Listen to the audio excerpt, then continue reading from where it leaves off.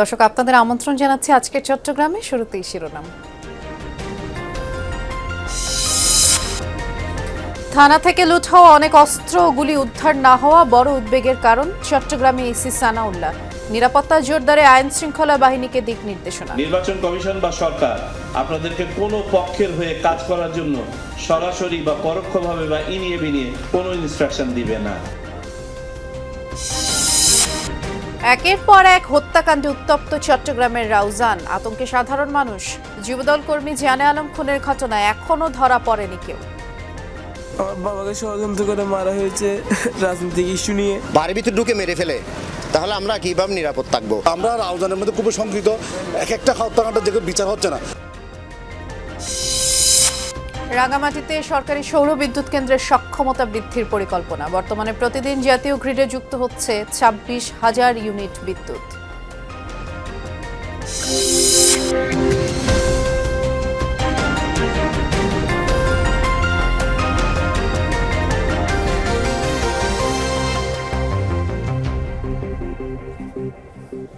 শিরোনামগুলো শুনছিলেন, নুসরাত বৃষ্টি আপনাদের সাথে আছে।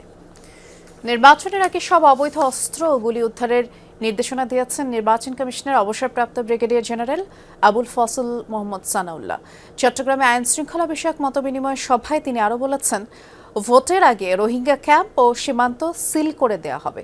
নির্বাচন কর্মকর্তাদের পক্ষপাতিত্ব না করার কঠোর নির্দেশ দেন তিনি। ত্রয়োদশ জাতীয় সংসদ নির্বাচন সামনে রেখে আইনশৃঙ্খলা পরিস্থিতির পর্যালোচনা ও করণীয় নির্ধারণে সকালে চট্টগ্রাম সার্কিট হাউসে আইনশৃঙ্খলা রক্ষাকারী বাহিনী সেলের সাথে মতবিনিময় করেন নির্বাচন কমিশনার অবসরপ্রাপ্ত ব্রিগেডিয়ার জেনারেল আবুল ফজল মোহাম্মদ সানাউল্লাহ। সভায় উঠে আসে সমসাময়িক বিভিন্ন প্রসঙ্গ। 24-এর 5 আগস্টে থানা থেকে লুট হওয়া অস্ত্র গুলি নির্বাচনের আগে উদ্ধার করা এবং সন্ত্রাস অস্ত্রবাজির বিরুদ্ধেও জিরো টলারেন্স নীতি অনুসরণের নির্দেশ দেন তিনি। কোনো নাশকতামূলক কর্মকাণ্ড করার প্রয়াস পায় সে যেন পালাতে না পারে, আমাদেরকে এটা নিশ্চিত করতে হবে। এক এলাকার সন্ত্রাসী আর এক এলাকায় গিয়ে যেন নিরাপদ বোধ না করে। 85%-এর কাছাকাছি হবে অস্ত্র উদ্ধার করতে সক্ষম হয়েছি। এখনো আনুমানিক 15% অস্ত্র কিন্তু উদ্ধার করা সম্ভব হয়নি, এগুলো খুঁজে পেতে হবে। আর এই যে অ্যামুনিশনের একটা বড় অংশ এখনো পর্যন্ত আমরা উদ্ধার করতে সক্ষম হয়নি। অ্যারাউন্ড 71-75% উদ্ধার করা গেছে, বাকিটা এখনো মাঠে আছে, এটাকেও খুঁজে পেতে হবে। নির্বাচনে রোহিঙ্গাদের ব্যবহার রোধ এবং অবৈধ অস্ত্রের প্রবেশ ঠেকাতে রোহিঙ্গা ক্যাম্প ও বর্ডার সিল করার কথা জানান কমিশনার। রোহিঙ্গা ক্যাম্প অবশ্যই আমাদেরকে সিল করতে হবে এবং বর্ডারকে সিল করে দিতে হবে। কেউ যদি করে একটা অস্ত্র কোনো সীমান্তের উপর থেকে বা কোনোখান থেকে নিয়ে এসে রোহিঙ্গা ক্যাম্পে ঢুকিয়ে ফেলে, সহজে এটাকে খুঁজে পাওয়া যায় না। কোনো একটা ব্যক্তির কাছে, রোহিঙ্গার কাছে যদি একটা অস্ত্র থাকে, তার কিন্তু দাম বেড়ে যায়, তখন সহজে তাকে ব্যবহার করা যায়। অস্ত্র ব্যবহার করে কোনো নাশকতা করতে চায়, রোহিঙ্গাকে ব্যবহার করলে পরে খুব সহজ, তাহলে তাকে ধরা কঠিন, কারণ আপনি একটা ভাড়াটিয়া লোক দিয়ে কাজ করিয়ে নিলেন, ডিনায়াবিলিটি অ্যাটেন্ড করা যায়। সো রোহিঙ্গাদের চলাচলের উপর অবশ্যই আমাদেরকে নিয়ন্ত্রণ আরোপ করতে হবে। অবাধ, সুষ্ঠু ও নিরপেক্ষ নির্বাচনের স্বার্থে দায়িত্বপ্রাপ্ত কর্মকর্তাদেরকে কোনো চাপ বা প্রভাবের কাছে নতি স্বীকার না করে আইন অনুযায়ী ব্যবস্থা গ্রহণের নির্দেশনা দেন তিনি। এক চুল ডানে থেকে বামে সরা যাবে না, কোনো পক্ষপাতিত্ব করা যাবে না। নির্বাচন কমিশনের পক্ষ থেকে আপনাদেরকে একটা মেসেজ আমি পরিষ্কারভাবে দিতে চাই, নির্বাচন কমিশন বা সরকার আপনাদেরকে কোনো পক্ষের হয়ে কাজ করার জন্য সরাসরি বা পরোক্ষভাবে বা ইনিয়ে বিনিয়ে কোনো ইনস্ট্রাকশন দিবে না। আর আপনারা যদি কোনো ইনস্ট্রাকশন কোনোখান থেকে পান, ধরে নেবেন এটা ভুয়া, সেই ব্যক্তিকে আইনের আওতায় নিয়ে আসবেন। এর আগে সকালে চট্টগ্রাম অঞ্চলের নির্বাচনী কর্মকর্তাদের সাথে বৈঠক করেন কমিশনার। শহীদুল সুমন, যমুনা নিউজ, চট্টগ্রাম। একের পর এক হত্যাকাণ্ডে উত্তপ্ত চট্টগ্রামের রাউজান। এ নিয়ে গত 17 মাসে 18 হত্যাকাণ্ড ঘটল আতঙ্কের এই জনপদে। সবশেষ সোমবার রাতে ঘরের উঠানে মুখোশধারী দুর্বৃত্তদের গুলিতে খুন হন যুবদল কর্মী জানে আলম শিকদার। এ ঘটনায় এখনও কেউ ধরা পড়েনি। একের পর এক হত্যাকাণ্ড, অবৈধ অস্ত্রের ঝনঝনানি, গোলাগুলি যেন রাউজানের নিত্য নৈমিত্তিক ঘটনা, আর চরম আতঙ্কে সাধারণ মানুষ।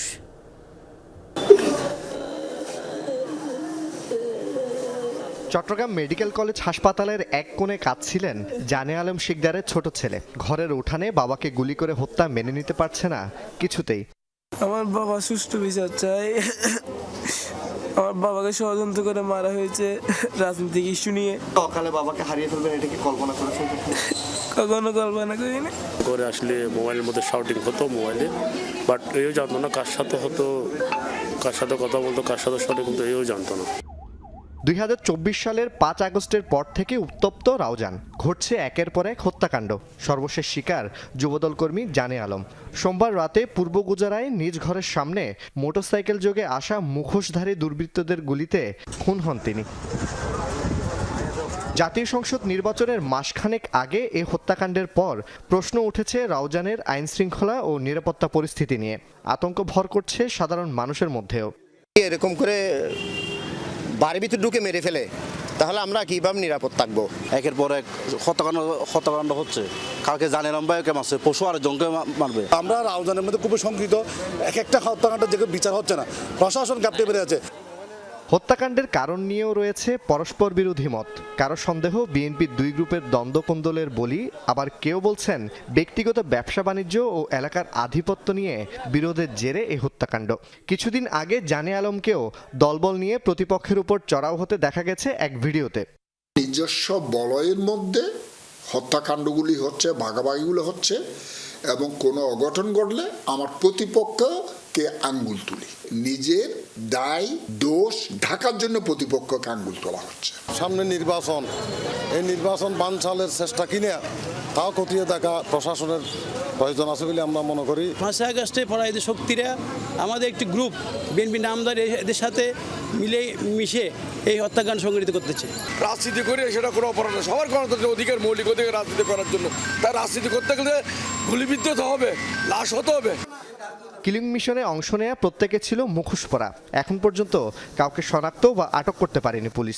রাউজান আমাদের সবার জন্যই কনসার্ন, এবং রাউজানে যে ঘটনাগুলো ঘটছে, বিশেষ করে গতকালও যে ঘটনা ঘটেছে, এটা খুবই দুঃখজনক ঘটনা। তবে আমি পুরোপুরি এটা রাজনৈতিক ঘটনা হিসেবে দেখব না। আমার কাছে এখন যে তথ্য যেটুকু আছে সেটা হচ্ছে রাজনৈতিক নয়, এখানে অর্থনৈতিক বিষয় আছে। 2024 সালের 5 আগস্টের পট পরিবর্তনের পর গত 17 মাসে রাউজানে এই নিয়ে 18টি হত্যাকাণ্ড ঘটল, যার বেশিরভাগই বিএনপির দুই গ্রুপের দ্বন্দ্বকোন্দল, আধিপত্য বিস্তার, চাঁদাবাজি ও বালুর ব্যবসার বিরোধকে কেন্দ্র করে। এছাড়া অবৈধ অস্ত্রের প্রকাশ্য ব্যবহার, গোলাগুলি লেগেই আছে প্রায়। দুবাই থেকে শাহাদাত, যমুনা নিউজ, চট্টগ্রাম। রাউজানে তো সেই আবারও হত্যা, অস্থিরতা এবং এই নির্বাচনের আগে একটি উত্তপ্ত পরিস্থিতি বলা চলে। প্রশাসনের ভূমিকা কেমন পড়ছে চোখে? চট্টগ্রামের রাউজানটা অনেকটা মৃত্যুপুরী হিসেবেই চট্টগ্রামে পরিচিত পাচ্ছে, কারণ এই যে 5 আগস্টের পর এখন পর্যন্ত সব মিলিয়ে 18 জন সেখানে হত্যাকাণ্ডের শিকার হয়েছে, খুন হয়েছে। এই যে খুনের ঘটনাগুলো, সেগুলো কিন্তু শুধুমাত্র যে দলীয় কোন্দল তা না, এখানে ব্যবসা বাণিজ্য নিয়ন্ত্রণ, বালু মহলের নিয়ন্ত্রণ, এইটাকে ঘিরেই কিন্তু, এবং সন্ত্রাসী গুন্ডের যে গোষ্ঠী রয়েছে, সন্ত্রাসী গোষ্ঠী, তাদের যে আধিপত্য, সেই আধিপত্য নিয়ন্ত্রণের জন্যই কিন্তু এই খুনগুলো ঘটছে। এবং এই যে রাউজানের যে ঘটনাটি, সর্বশেষ গতকালকের যে জানে আলম শিকদারের নিহত হওয়ার ঘটনাটা, এটার পর নির্বাচনকে নিয়ে একটি প্রশ্ন থাকছে, একটি শঙ্কার বিষয় যাচ্ছে সাধারণ মানুষের মনে। এইটাকে নিয়ে কিন্তু আজকে একজন নির্বাচন কমিশনার চট্টগ্রামে এসেছেন, বৈঠক করেছেন আইন শৃঙ্খলা পরিস্থিতি নিয়ে। তিনি তাদের সাথে কথা বলেছেন, জানতে চেয়েছেন। গতকাল তিনি এখানে অবস্থান করার কারণে তিনি বলেছেন যে গতকালকে রাতের ঘটনা তিনি পর্যবেক্ষণ করেছেন, বিভিন্ন তথ্য সংগ্রহ করেছেন। তিনি যেটা বললেন, তিনি তথ্য সংগ্রহ করে দেখলেন যে এটা একটি ব্যবসায়িক দ্বন্দ্ব থেকে এই হত্যাকাণ্ডের ঘটনা। তাই নির্বাচনকে নিয়ে যাতে কেউ, এই নির্বাচনের পরিবেশ নিয়ে যেন কেউ মিথ্যা বা অপপ্রচার চালাতে না পারে, সেজন্য তিনি সজাগ দৃষ্টি রাখতে বলেছেন।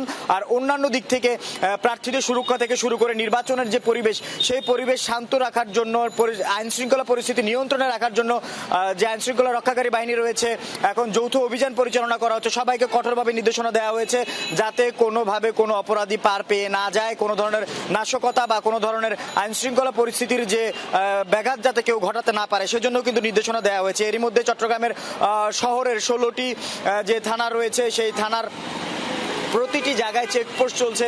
16টি আসনে জেলা পুলিশ এবং মেট্রোপলিটন পুলিশ যৌথভাবে তাদের চেকপোস্ট পরিচালনা করছে। সবকিছু মিলিয়ে আমরা শান্ত পরিবেশ দেখলেও কিন্তু একটি শঙ্কার জায়গা থেকে যাচ্ছে যে 5ই আগস্টে যে থানা থেকে লুট করা অস্ত্রগুলো সেগুলো কিন্তু এখন পর্যন্ত উদ্ধার হয়নি, যার কারণে নির্বাচনে সেই অস্ত্রগুলো ব্যবহার হতে পারে এমন একটি শঙ্কা কিন্তু প্রার্থীরা নিজেরাও করছেন। তারা নিজেরাও শঙ্কা প্রকাশ করেছেন এবং প্রার্থীদেরকে যেটা বলা হয়েছে, যারা মনে করছেন যে তাদের ঝুঁকি রয়েছে তারা কিন্তু গানম্যানের জন্য আবেদন করতে পারে। প্রধান নির্বাচন কমিশন বলেছে এটা একটি নির্ধারিত ওয়ে রয়েছে, যে পথের মাধ্যমে আবেদন করলে কোনো প্রার্থী যদি ঝুঁকি মনে করে নিজের চলাফেরার ক্ষেত্রে সে গানম্যানের জন্য আবেদন করতে পারে এবং স্বরাষ্ট্র মন্ত্রণালয় থেকে সেটা তদারকির মাধ্যমে তাকে গানম্যান দেওয়া হবে। সব মিলিয়ে নির্বাচন সুষ্ঠু করার জন্য প্রশাসন সব ধরনের ব্যবস্থা রেখেছে, এটাই কিন্তু বলা হয়েছে। বৃষ্টি, তারপরে গত 17 মাসে 18টি হত্যাকাণ্ডের খবর আমরা জানাচ্ছিলাম দর্শকদের। ধন্যবাদ, আপনি বিস্তারিত জানাচ্ছিলেন। প্রায় 111 কোটি টাকা ব্যয়ে রাঙামাটির কাপ্তাইয়ে নির্মিত দেশের প্রথম সরকারি সৌর বিদ্যুৎ কেন্দ্র নবায়নযোগ্য জ্বালানির সফল মডেল, যেখান থেকে সরাসরি জাতীয় গ্রিডে প্রতিদিন যুক্ত হচ্ছে 26,000 ইউনিট বিদ্যুৎ। এটি সক্ষমতা বৃদ্ধির পাশাপাশি সব ভবনে রুফটপ সোলার প্ল্যান্ট স্থাপনের পরিকল্পনা করছে কর্তৃপক্ষ। রাঙামাটির কাপ্তাই উপজেলার কর্ণফুলী জলবিদ্যুৎ কেন্দ্রের পাশের খোলা মাঠে স্থাপিত 7.4 মেগাওয়াট ক্ষমতার সৌর বিদ্যুৎ কেন্দ্রের বাণিজ্যিক কার্যক্রম শুরু হয় 2019 সালের 28 মে, যেখান থেকে প্রতিদিন গড়ে প্রায় 26,000 ইউনিট বিদ্যুৎ জাতীয় গ্রিডে যুক্ত হচ্ছে। প্রযুক্তিবিদদের মতে সৌরশক্তির এই সংযোজন কেবল বিদ্যুৎ উৎপাদনই বাড়াচ্ছে না, এটি পরিবেশ বান্ধব এবং জ্বালানি আমদানির উপর নির্ভরতা কমাতে সাহায্য করছে। সূর্যের আলো পাইলে চলে ওঠে অটোমেটিক্যালি এবং সূর্যের আলো কমে গেলে অটোমেটিক্যালি অফ হয়ে যায়। গরমকালে শীত বিদ্যুৎ একটু বেশি উৎপাদন হয়, তাপমাত্রা বেশি থাকে, টেম্পারেচার বেশি থাকে এবং দীর্ঘক্ষণ বিদ্যুৎ তৈরি হয় 4:30 5টা থেকে প্রায় সন্ধ্যা পর্যন্ত। আর শীতের দিনে একটু কম হয়। বর্তমানে এই সৌর বিদ্যুৎ কেন্দ্রের পাশাপাশি কেন্দ্রের আওতাধীন সব ভবনের ছাদে রুফটপ সোলার প্ল্যান্ট স্থাপনের উদ্যোগ নেওয়া হয়েছে, যেখান থেকে প্রায় 332 কিলোওয়াট বিদ্যুৎ গ্রিডে যুক্ত হবে বলে আশা কর্তৃপক্ষের। প্রায় 6 কোটি ইউনিট আমরা জাতীয় গ্রিডে এক্সপোর্ট করেছি, যার বাণিজ্যিক মূল্য প্রায় 60 কোটি টাকা। এখানে 22 একর জায়গা ছিল, তার মধ্যে আড়াই একর জায়গা খালি আছে। সেখানে আমরা ইতিমধ্যে আরও 1 মেগাওয়াট এক্সটেনশনের প্রজেক্ট চলমান আছে। হয়তো 2-3 মাসের মধ্যে আমাদের আরও 1 মেগাওয়াট জাতীয় গ্রিডে যোগ হবে। কাপ্তাইয়ের এই উদ্যোগ নবায়নযোগ্য শক্তির সফল মডেল হিসেবে দেশের অন্যান্য বিদ্যুৎ প্রকল্পের জন্য অনুকরণীয় বলছেন সংশ্লিষ্টরা। আল আমিন শিকদার, যমুনা নিউজ। চট্টগ্রামে দিনে দুপুরে 2টি ব্যবসা প্রতিষ্ঠানে হামলা ও ভাঙচুর করেছে দুর্বৃত্তরা। নগরীর মাঝিরঘাট স্ট্যান্ড রোডে কবির অ্যান্ড ব্রাদার্স এবং কবির শিপিং এর কার্যালয়ে এই ঘটনা ঘটেছে। প্রতিষ্ঠানের কর্মীদের অভিযোগ, বাগবিতণ্ডার জেরে বেলা 2টার দিকে একদল দুর্বৃত্ত ব্যাপক ভাঙচুর লুটপাট চালায়। হামলায় কয়েকজন কর্মকর্তা কর্মচারী আহত হন। হামলাকারীদের চিহ্নিত করে গ্রেফতার ও ব্যবসায়িক এলাকার নিরাপত্তা নিশ্চিত করার দাবি জানিয়েছেন প্রতিষ্ঠান মালিক ও কর্মীরা।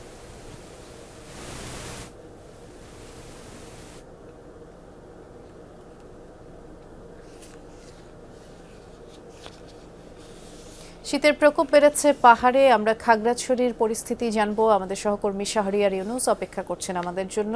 শাহরিয়ার, আজ পাহাড়ে শীতের তীব্রতা কতটা মনে হচ্ছে? রোদের দেখা মিলেছিল দিনের বেলায়? পাহাড়ি জেলাগুলোতে শীতের তীব্রতা বেশ, সেটি আমরা গত কয়েকদিন ধরে লক্ষ্য করছি। আজকে খাগড়াছড়ির অবস্থা যদি বলি তাহলে সকাল থেকে একেবারে হাড় কাঁপানো যে শীত সেটি আমরা উপলব্ধি করছি।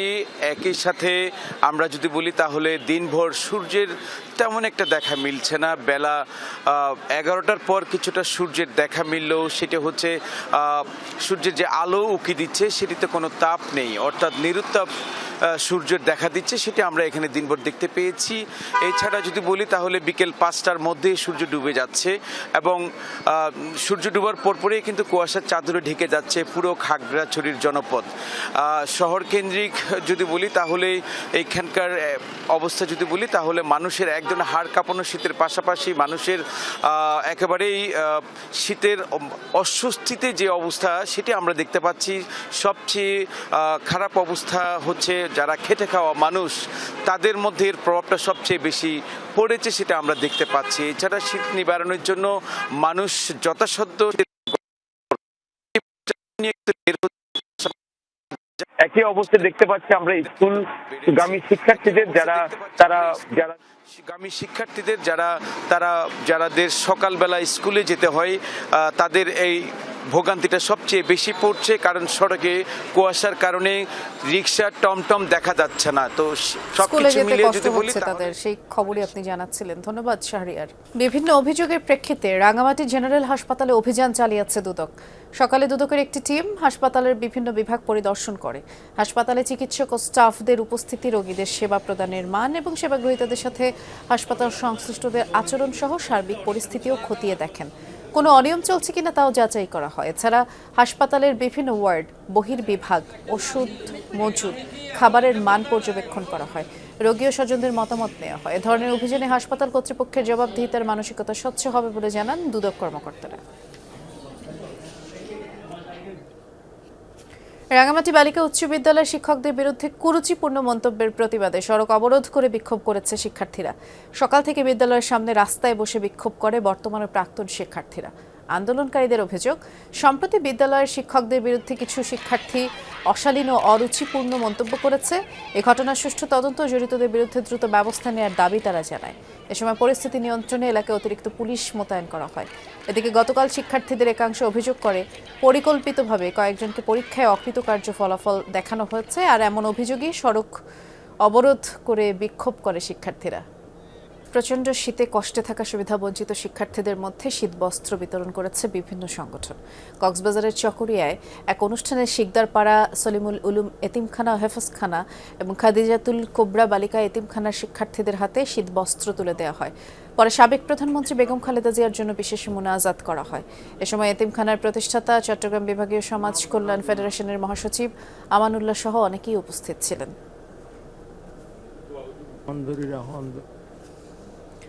সংবিধান থেকে তত্ত্বাবধায়ক সরকার ব্যবস্থা বিলুপ্ত করে দীর্ঘদিন এদেশে একনায়কতান্ত্রিক শাসন ব্যবস্থা কায়েম করেছিল শেখ হাসিনা, এমনটা বলেছেন বিএনপির স্থায়ী কমিটির সদস্য সালাউদ্দিন আহমদ। সকালে কক্সবাজারের চকরিয়ায় বেগম খালেদা জিয়ার রুহের মাগফিরাত কামনায় মিলাদ দোয়া মাহফিলে অংশ নেন তিনি। বলেন, মুখে গণতন্ত্রের কথা বললেও আওয়ামী লীগ এদেশের মানুষের গণতান্ত্রিক অধিকার হরণ করেছে, আলেম সমাজের উপর নির্যাতন করেছে, হত্যাও করেছে। দেশের গণমানুষের বিপক্ষে দাঁড়ানোর ফলেই তাদের চিরতরে উৎখাত করা হয়েছে বলে মন্তব্য করেন সালাউদ্দিন আহমদ। শাসন বিরোধী সংগ্রাম করতে করতে এদেশে গণতন্ত্র পুনঃপ্রতিষ্ঠা করেছিলেন। আওয়ামী লীগ, ফ্যাসিস্ট শেখ হাসিনা এবং তার পিতা সবসময় বাংলাদেশে গণতন্ত্র হত্যা করেছে, গণতন্ত্র ধ্বংস করেছে এবং এদেশের মানুষের অধিকারকে কেড়ে নিয়েছে। একদলীয় শাসন ব্যবস্থা, এক ব্যক্তির স্বৈরতান্ত্রিক শাসন ব্যবস্থা প্রতিষ্ঠা করেছে। প্রয়াত বিএনপি চেয়ারপারসন ও সাবেক প্রধানমন্ত্রী বেগম খালেদা জিয়ার রুহের মাগফিরাত কামনায় দোয়া মাহফিল অনুষ্ঠিত হয়েছে চট্টগ্রামে। নগরীর খুলশী থানা শ্রমিক দলের উদ্যোগে আয়োজিত এই মাহফিলে সংগঠনটির নেতাকর্মীরা অংশ নেন। আলোচনা সভায় বক্তারা দেশ ও জনগণের জন্য সাবেক প্রধানমন্ত্রী বেগম খালেদা জিয়ার অবদান তুলে ধরে তার রুহের মাগফিরাত কামনা করেন। এ সময় চট্টগ্রাম বিভাগীয় শ্রমিক দল সভাপতি এম নাজিম উদ্দিন, খুলশী থানা শ্রমিক দলের নেতারাও উপস্থিত ছিলেন। এ ছিল আজকে চট্টগ্রামের আয়োজনে। সাথে থাকার জন্য ধন্যবাদ। নিরাপদে থাকবেন।